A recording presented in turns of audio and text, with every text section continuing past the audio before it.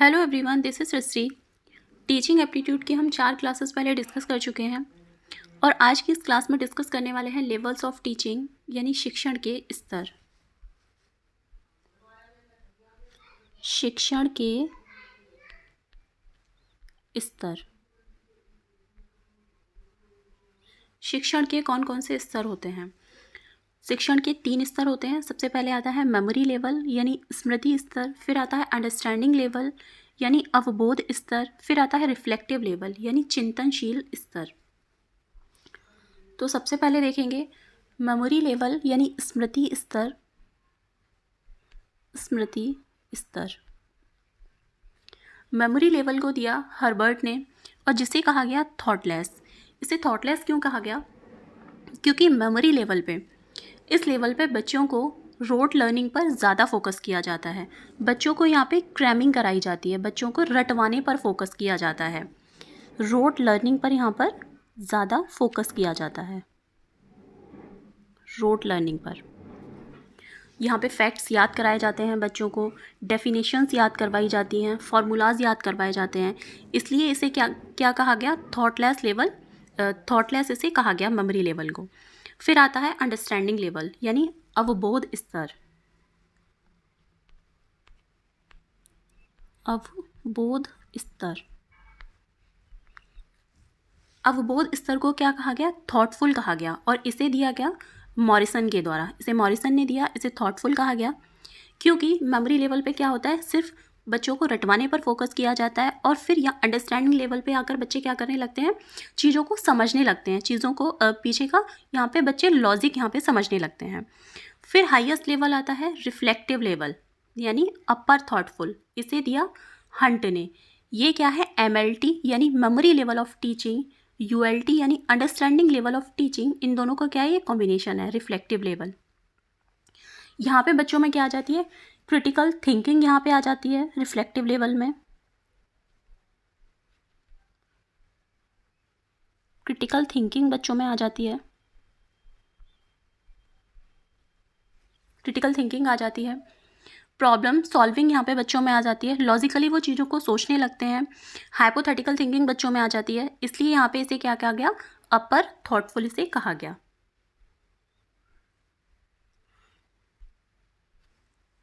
सबसे पहले देखते हैं मेमोरी लेवल ऑफ टीचिंग।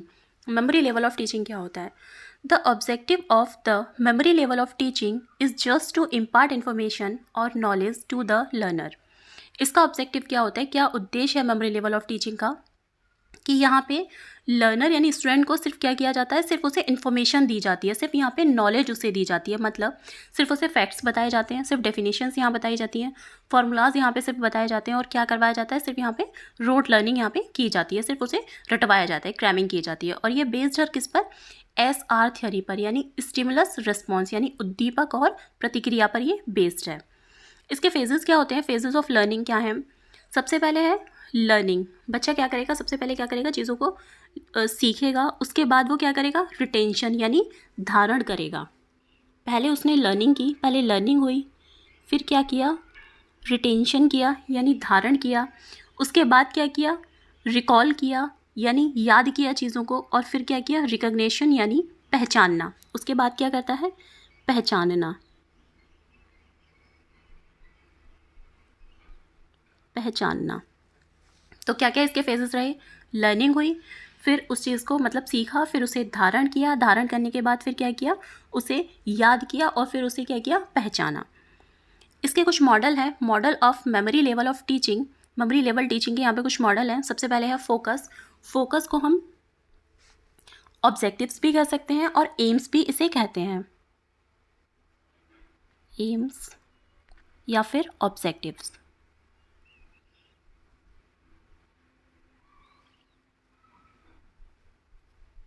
यानी उद्देश्य इसे कहते हैं। उद्देश्य क्या होते हैं? उद्देश्य में सबसे पहले आता है प्रोवाइडिंग द नॉलेज। बच्चों को क्या कराना? नॉलेज प्रोवाइड कराना, बच्चों को ज्ञान प्रोवाइड कराना। फिर आता है train memory faculty. Memory faculty को ट्रेन करना, क्योंकि यहाँ पे सिर्फ क्या किया जाता है? मेमोराइजेशन पर जोर दिया जाता है, रोट लर्निंग पर ही जोर दिया जाता है, इसलिए train memory faculty, memory faculty को ट्रेन करना। उसके बाद आता है रिटेनिंग द लर्न फैक्ट्स। बच्चों ने जो भी फैक्ट्स सीखे हैं उनको क्या करना, रिटेन कर पाना, उनको धारण करना। फिर उसके बाद recalling and represent the learn facts, जो भी लर्न फैक्ट्स हैं, जो भी उन्होंने फैक्ट्स सीख रखे हैं, जो भी फैक्ट्स उन्होंने याद कर रखे हैं, उनको रिकॉल कर पाना, उनको रिप्रेजेंट कर पाना।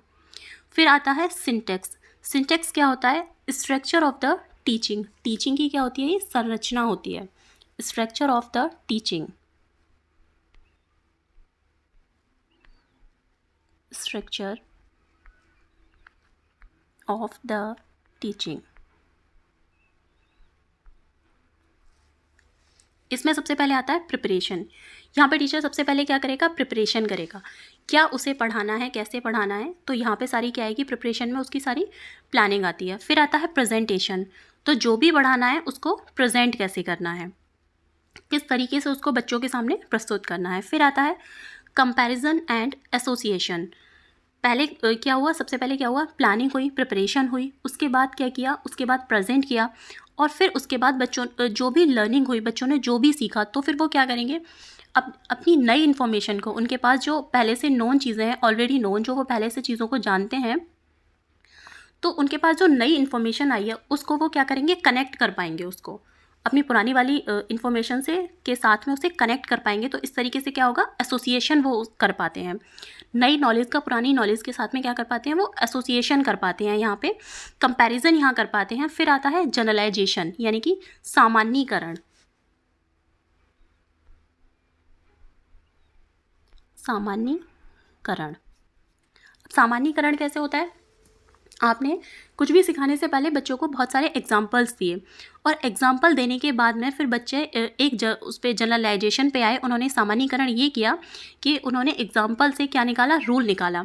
अगर बच्चों को, जैसे फॉर एग्जांपल, अगर बच्चों को प्रेजेंट कॉन्टिन्यूस टेंस पढ़ाना है, तो क्लास में उन्हें बहुत सारे प्रेजेंट कॉन्टिन्यूस के एग्जाम्पल्स दिए, जो भी क्लास में एक्टिविटीज़ चल रही हैं उस पर बेस्ड बच्चों को बहुत सारे एग्जाम्पल्स दिए, और फिर वहाँ से ये रूल निकल के आया कि जो भी एक्टिविटी उस टाइम चल रही होती है, जो भी प्रेजेंट में जो भी चीज़ें चल रही होती हैं, जो भी एक्शन हो रहा होता है, वो क्या कहलाता है?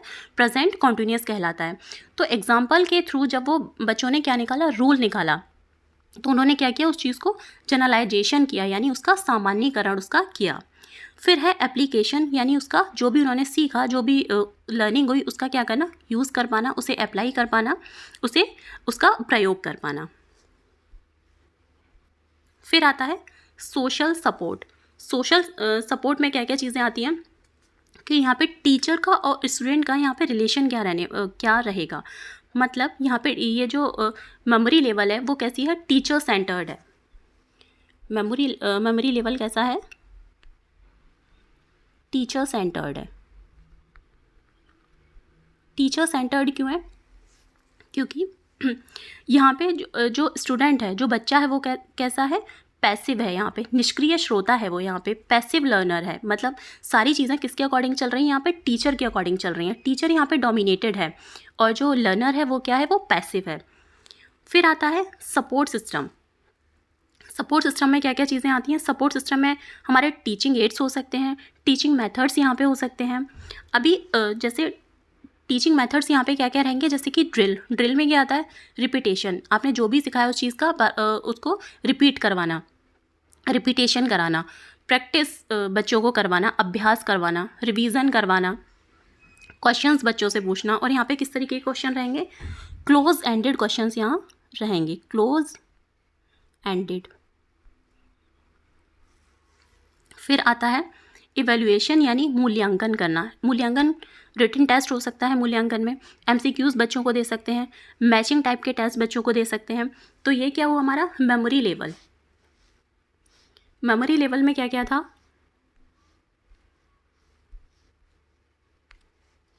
मेमोरी लेवल में था फोकस, जिसमें था बच्चों को नॉलेज प्रोवाइड कराना।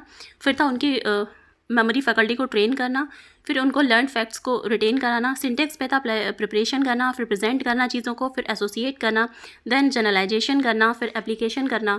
उसके बाद था सोशल सपोर्ट में कि यहाँ पे जो टीचर है वो एक्टिव ज़्यादा है और टीचर सेंटर्ड है, ये टीचर डोमिनेटेड है, यहाँ पे लर्नर जो है वो पैसिव है। फिर आया सपोर्ट सिस्टम, और उसके बाद आ गया इसमें इवैल्यूएशन। फिर आता है अंडरस्टैंडिंग लेवल, यानी अवबोध स्तर। इसमें क्या होता है, the understanding level of teaching focuses on helping students grasp the meaning and relationships within concept, moving beyond rote memorization to promote deeper comprehension and application of knowledge। इसमें क्या होता है कि बच्चों को मीनिंग समझाने पर, अभी तक क्या हो रहा था कि बच्चों को सिर्फ फैक्ट्स याद करवाए जाते, सिर्फ उन्हें रटवाया जा रहा था। अब जो भी उन्हें पढ़ाना है उसके पीछे का उनको मीनिंग बताना, उनका उसका लॉजिक उन्हें समझाना, जो भी कॉन्सेप्ट्स हैं उनको समझाना बच्चों को। ये कैसा है, मूविंग बियॉन्ड रोट मेमोराइजेशन, ये मेमोराइजेशन से परे है चीज़ें, ये रटवाने से ये चीज़ें परे हैं। To promote deeper comprehension and application of knowledge, बच्चों में गहन समझ यहाँ पे विकसित होती है, बच्चे चीज़ों को समझ पाते हैं, लॉजिक को यहाँ पे समझ पाते हैं। इसके मॉडल्स हैं, model of understanding level of teaching. इसमें सबसे पहले है फोकस, यानी कि जिन्हें हम एम्स भी कहते हैं, जिन्हें हम ऑब्जेक्टिव्स भी कहते हैं, यानी उद्देश्य। इसमें क्या होता है, इसमें क्या उद्देश्य होते हैं टीचिंग के। सबसे पहले होता है मास्टरी ऑफ कंटेंट। आप जो भी बच्चों को कंटेंट प्रोवाइड कर रहे हो, जो भी कंटेंट आप उन्हें दे रहे हैं, उस पर बच्चों की क्या हो जाए, मास्टरी हो जाए, मतलब वो उनको बहुत इतने अच्छे से समझ में आ जाए, बहुत अच्छे से डीप में जाके वो समझ पाएँ कि वो उस पर मास्टरी हासिल कर लें। फिर है मास्टरी ऑफ द कॉन्सेप्ट, मतलब उनके जो भी कॉन्सेप्ट हम पढ़ा रहे हैं, जो भी कॉन्सेप्ट है बच्चों के सामने, वो इतना क्लियर हो जाए कि भैया उनको मास्टरी हासिल हो जाए। फिर आता है सिंटैक्स, यानी संरचना। इसमें क्या क्या रहता है, सबसे पहले आता है एक्सप्लोरेशन। एक्सप्लोरेशन में आता है वही कि यहाँ पे टीचर क्या प्रिपरेशन टीचर कर रहा है, टीचर की यहाँ पे क्या प्लानिंग यहाँ पे रहने वाली है। एक्सप्लोरेशन में आता है प्लानिंग, क्या यहाँ पे प्लानिंग रहने वाली है, क्या यहाँ पे प्रिपरेशन टीचर की रहने वाली है। वो जो भी सब्जेक्ट मैटर बच्चों को दे रहा है वो उसको किस तरीके से अरेंज करेगा, क्या उसका सीक्वेंस रहेगा। फिर आएगा प्रेजेंटेशन, उसने जो भी प्लान किया फिर उसको किस तरीके से बच्चों के सामने क्या करेगा, प्रेजेंट करेगा, किस तरीके से उस चीज़ को बच्चों के सामने प्रस्तुत किया जाएगा क्लास में। फिर आएगा एसिमिलेशन, यानी कि आत्मसात करना। एसिमिलेशन यानी आत्मसात।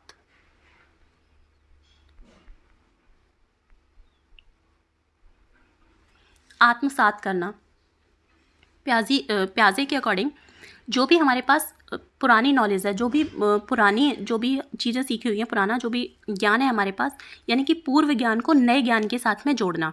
जो भी चीज़ें पहले से सीखी हुई हैं उनके साथ जो भी नया सिखाया गया उसके साथ उसे जोड़ लेना, यानी एसिमिलेट कर लेना, उसको आत्मसात कर लेना। फिर आता है ऑर्गेनाइजेशन, यानी कि जो भी सीखा, जो भी नॉलेज हमने गेन की, जो भी नॉलेज एक्वायर की, उसको सिस्टमैटिकली उसे अरेंज कर पाना। एक्वायर्ड नॉलेज को प्रेजेंट कर पाना लॉजिकल मैनर में। हमने जो भी सीखा, जो भी हमने नॉलेज प्राप्त की, उसको एक लॉजिक मैनर में प्रेजेंट कर पाना, लॉजिक वे में उसको प्रेजेंट कर पाना, सिस्टमैटिकली उसको अरेंज कर पाना। ये किस में आता है, ऑर्गेनाइजेशन में। फिर आता है रेसिटेशन। रेसिटेशन होता है जो भी कॉन्सेप्ट सीखा उसको अपने वर्ड्स में, इन ओन वर्ड्स, अपने वर्ड्स में उसे एक्सप्लेन कर पाना, वर्बली उन चीज़ों को एक्सप्रेस कर पाना, कॉन्सेप्ट्स को अप्लाई कर पाना। ये किस में आता है, रेसिटेशन में। फिर इसमें आएगा सोशल सपोर्ट में। यहाँ पे क्या आएगा, इसमें टीचर और स्टूडेंट दोनों यहाँ पे क्या होते हैं, दोनों ही एक्टिव होते हैं। यहाँ पे दोनों ही एक्टिव होते हैं, टीचर और स्टूडेंट। यहाँ पे जो टीचर है वो फैसिलिटेटर होता है। टीचर यहाँ क्या होता है, फैसिलिटेटर होता है।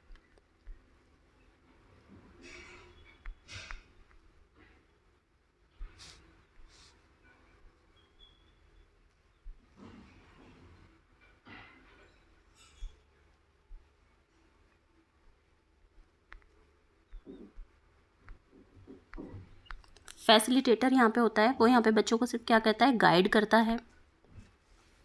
तो यहाँ पे क्या होता है, टीचर और स्टूडेंट इस तरीके से दोनों ही यहाँ पे एक्टिव होते हैं। फिर है सपोर्ट सिस्टम। सपोर्ट सिस्टम में लेक्चर यहाँ पे क्या क्या आ सकता है, लेक्चर मेथड यहाँ पे हो सकता है, टीचर यूज़ कर सकता है लेक्चर मेथड को। डिस्कशन यहाँ पे हो सकता है, इंडक्टिव और डिडक्टिव मेथड को यहाँ पे यूज़ किया जा सकता है। मॉडल्स बच्चों के सामने दिखाए जा सकते हैं, मॉडल्स दिखाए जा सकते हैं, पिक्चर्स दिखाई जा सकती हैं। तो ये सारी चीज़ें किस में आ जाएंगी, सपोर्ट सिस्टम में। इवैल्यूएशन में क्या रहेगा, ऑब्जेक्टिव टाइप के टेस्ट हो सकते हैं, ऐसे टाइप के टेस्ट हो सकते हैं, ये सारी चीज़ें इसमें किस में आ जाएंगी, इवैल्यूएशन यानी मूल्यांकन में। फिर है रिफ्लेक्टिव लेवल ऑफ टीचिंग यानी कि चिंतनशील। Reflective level teaching considered the highest level of teaching encourages students to go beyond rote memorization and critically analyze, contemplate, and develop a deeper understanding of the material, fostering independent thought and problem solving skills। अब यहाँ इस स्तर पे क्या होता है, इसे highest level माना जाता है टीचिंग का। इसमें स्टूडेंट्स को भाई रोट मेमोराइजेशन से ये बियॉन्ड होता है, रोट मेमोराइजेशन से परे होता है। यहाँ पे बच्चे चीज़ों को क्रिटिकली एनालाइज कर पाते हैं, बच्चों में डीपर अंडरस्टैंडिंग आ जाती है, मटेरियल को वो डीपली समझ पाते हैं, गहनता से समझ पाते हैं, यहाँ पे गहन समझ विकसित हो जाती है, इंडिपेंडेंट थॉट्स बच्चों में आ जाते हैं और वो प्रॉब्लम सॉल्विंग स्किल्स यहाँ पे आ जाती है। इसके क्या मॉडल्स हैं, model of reflective level of teaching. सबसे पहले है फोकस यानी वही एम्स या फिर ऑब्जेक्टिव्स यानी उद्देश्य।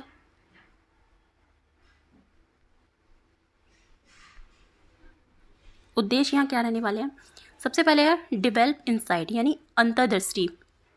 अंतर्दृष्टि की समझ यहाँ पे आ जाती है। टू सॉल्व प्रॉब्लम्स, प्रॉब्लम्स को सॉल्व करने के लिए, जो भी समस्याएं हैं उनको सुलझाने के लिए क्या होने लगता है, बच्चों में अंतर्दृष्टि यहाँ पे डेवलप होने लगती है। फिर है डेवलप क्रिटिकल थिंकिंग एबिलिटी, बच्चों में क्रिटिकल थिंकिंग एबिलिटी यहाँ पे आने लगती है। Ability of independent thinking, independent thoughts उनमें आने लगते हैं बच्चों में, इंडिपेंडेंट होकर वो सोच सकते हैं, वो विचार कर सकते हैं इंडिपेंडेंट होकर। डिसीजन मेकिंग एबिलिटी, बच्चों में निर्णय लेने की क्षमता यहाँ पे आ जाती है, वो डिसीजंस ले सकते हैं, निर्णय वो यहाँ ले सकते हैं, निर्णय बच्चे यहाँ पे ले सकते हैं। सिंटैक्स यानी फिर संरचना कैसे है, स्ट्रक्चर ऑफ द टीचिंग का स्ट्रक्चर है ये।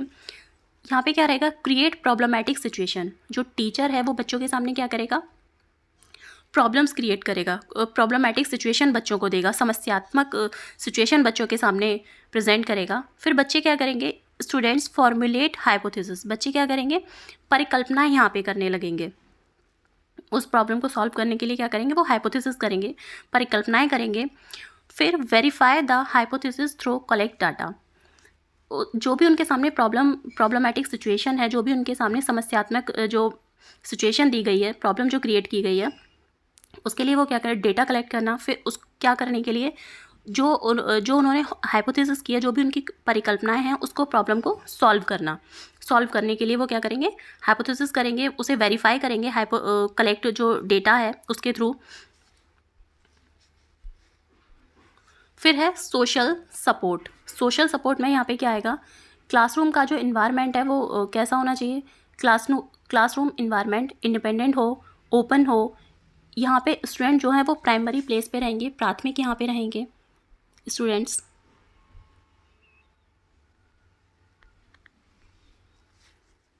प्राइमरी प्लेस पे रहेंगे। सब्जेक्ट मैटर जो होगा यहाँ पे वो कैसा होगा, ओपन एंडेड होगा।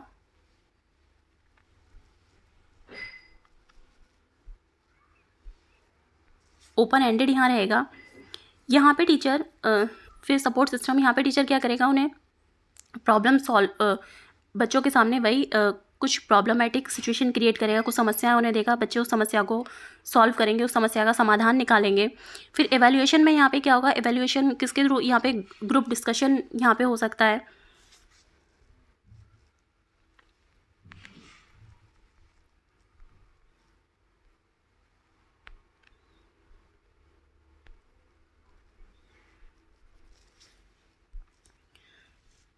रिफ्लेक्टिव लेवल ऑफ टीचिंग में हमने क्या देखा, फोकस, उद्देश्य क्या थे इसके, develop insight, develop critical thinking ability of independent thinking, decision making thinking, मतलब बच्चों में क्या प्रॉब्लम सॉल्विंग स्किल्स यहाँ पे आ जाती हैं, क्रिटिकल थिंकिंग बच्चों में होने लगती है, वो निर्णय लेने की क्षमता आ जाती है, इंडिपेंडेंट थॉट्स यहाँ पे आ जाते हैं।